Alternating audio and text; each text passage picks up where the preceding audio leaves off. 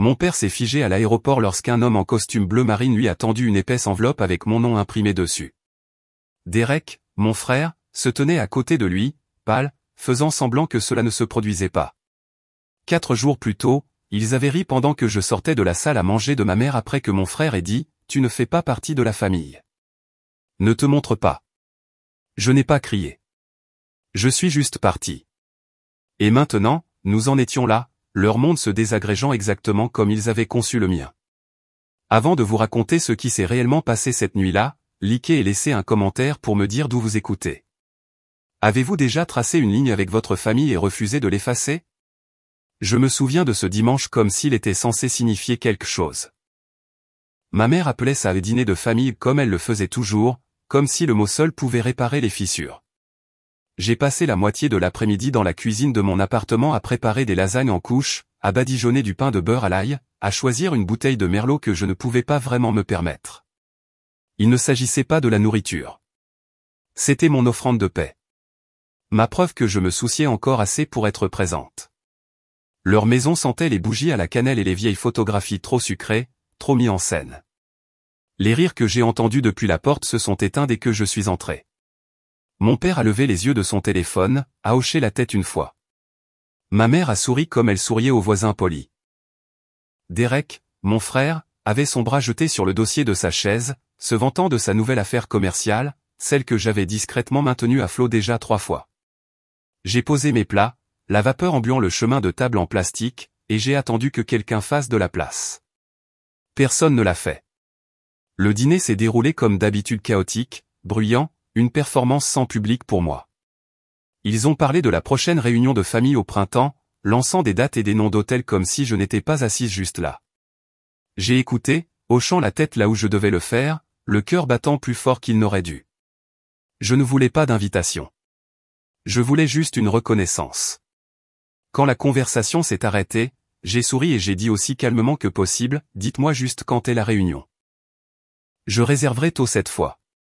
Les mots sont restés en suspens dans l'air pendant une seconde de trop, puis sont tombés à plat. La fourchette de ma mère a raclé son assiette.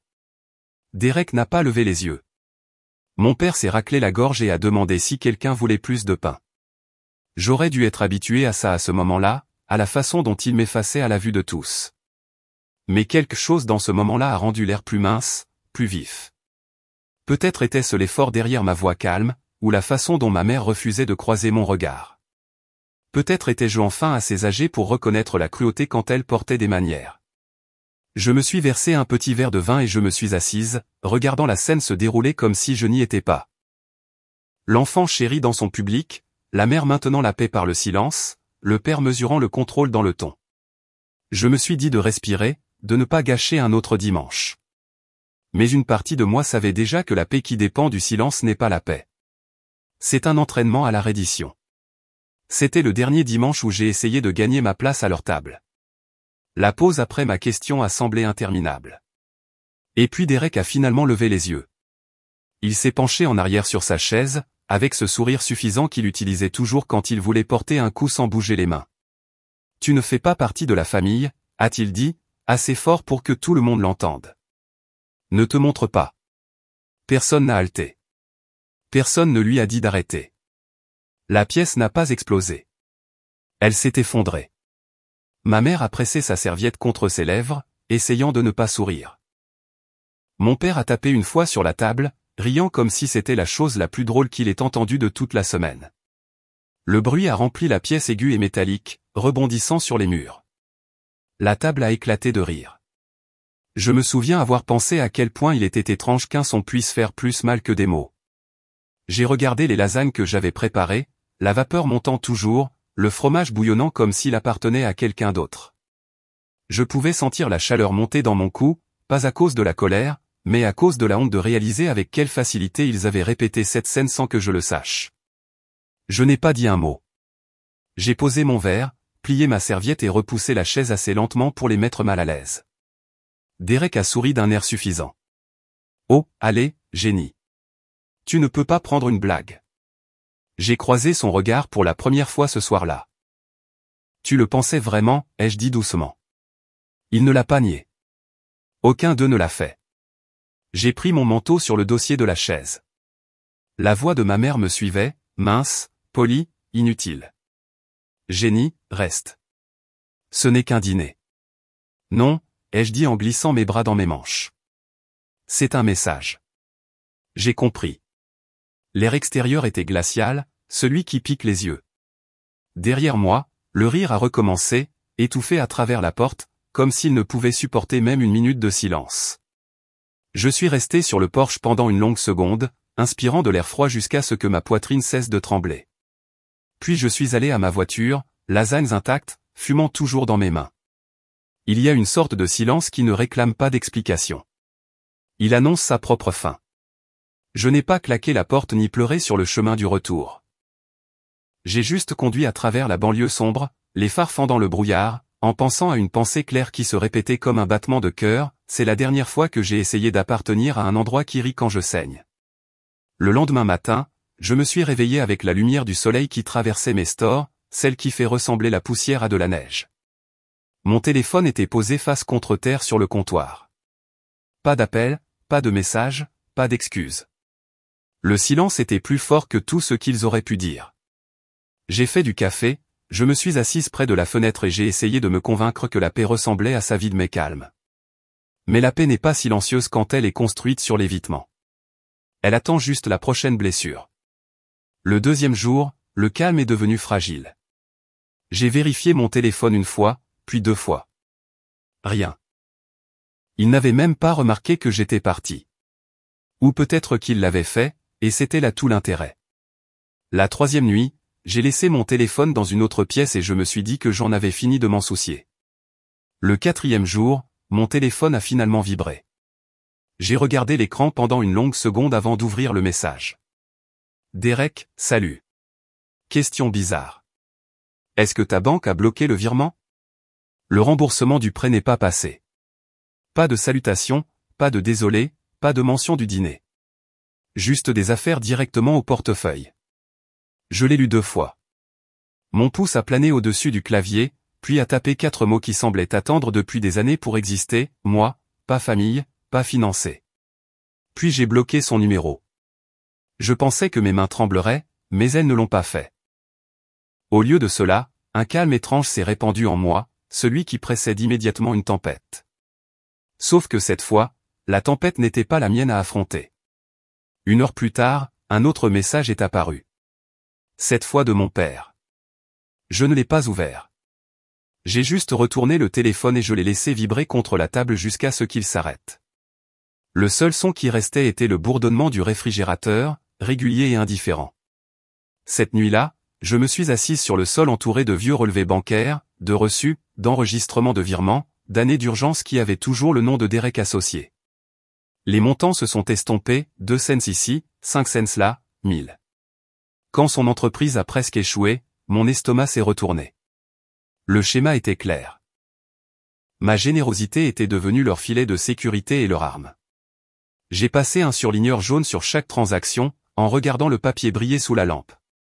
Chaque marque était une preuve contusionnée de la durée pendant laquelle j'avais financé leur confort au détriment de ma santé mentale.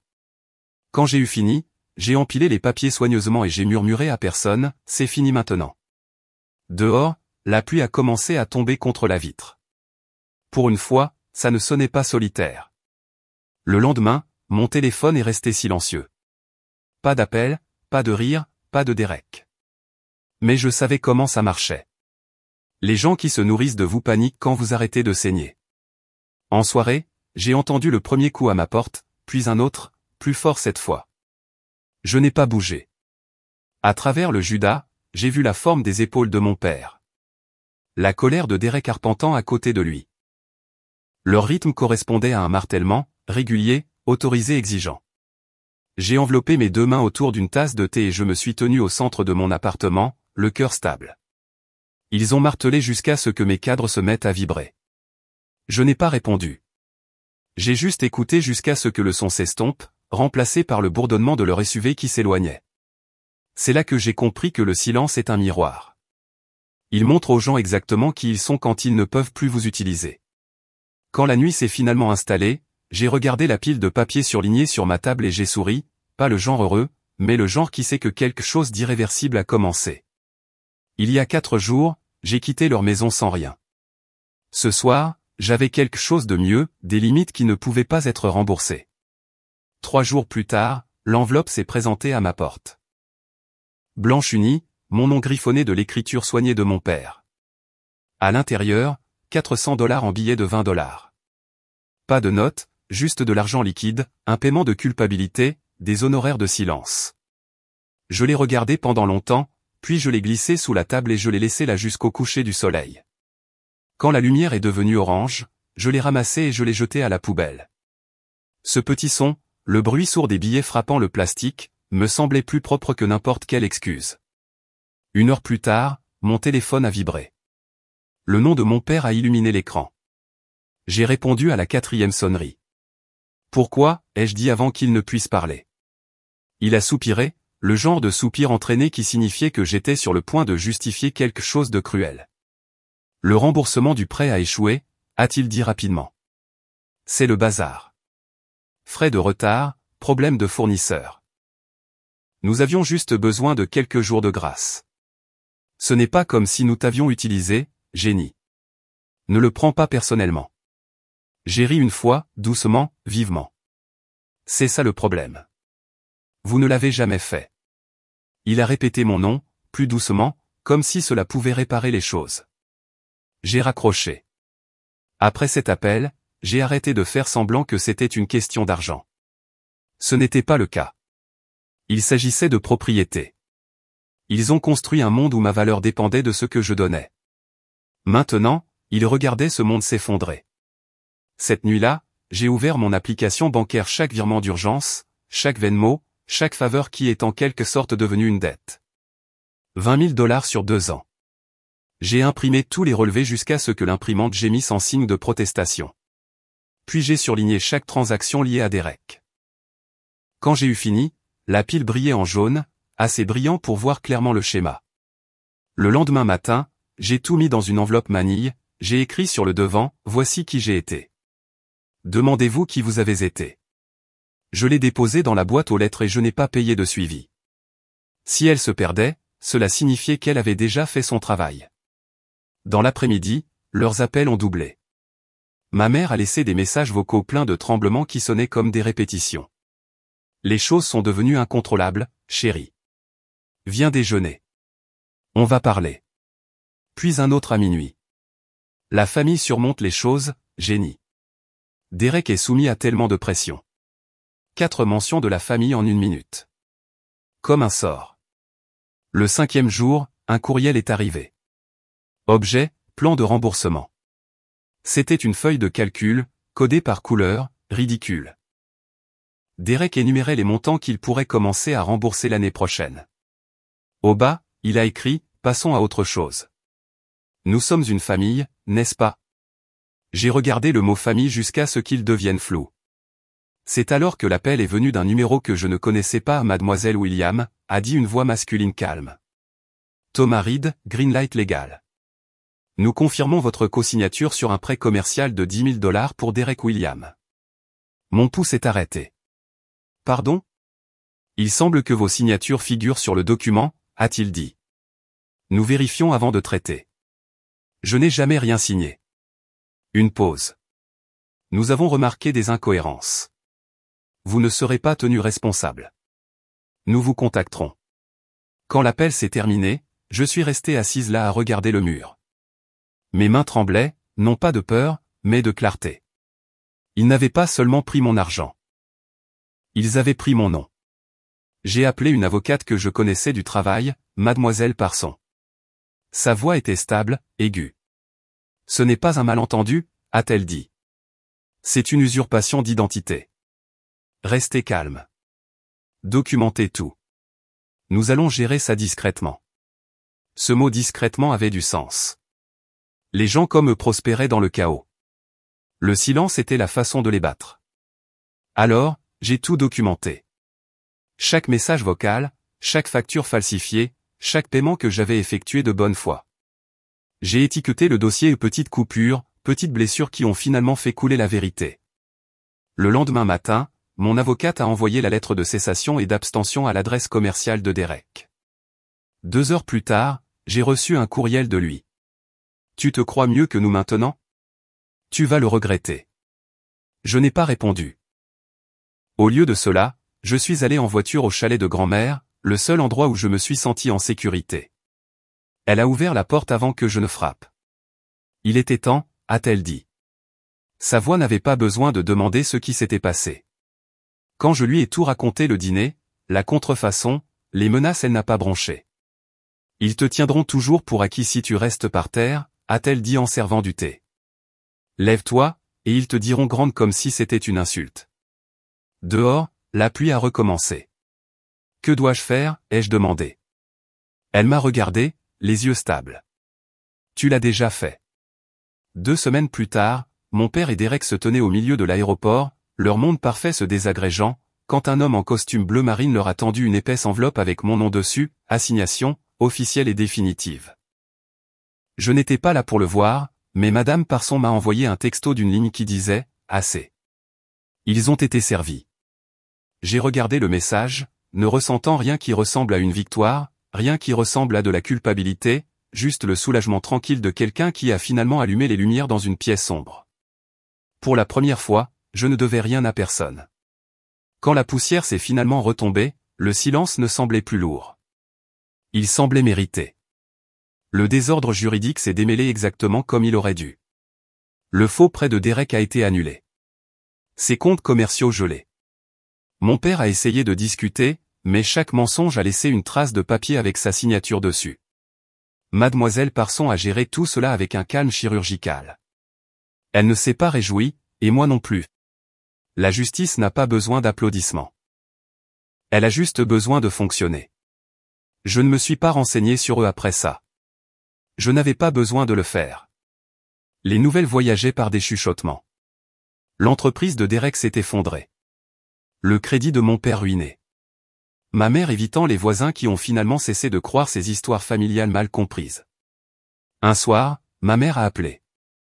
J'ai failli ne pas répondre, mais quelque chose en moi, la partie qui se souvenait encore de ses mains tressant mes cheveux, m'a fait répondre. Sa voix était plus douce cette fois, dépouillée de toute performance. Je suis désolé, Jenny, a-t-elle dit, la voix brisée, pour tout ça, pour ne pas t'avoir protégé, pour les avoir laissés t'utiliser. Je n'ai pas pleuré. J'ai juste écouté. Quand elle m'a demandé si je viendrais à la réunion, j'ai dit, non, maman. Je peux te pardonner d'ici. Elle n'a pas discuté, elle a juste murmuré, je t'aime, et elle a raccroché. Cette nuit-là, je me suis assise sur mon balcon enveloppé dans une couverture qui sentait la pluie. Les lumières de la ville scintillaient en dessous, stables et indifférentes. J'ai regardé l'enveloppe de reçu sur ma table, la preuve de tout, et je l'ai glissée dans un tiroir.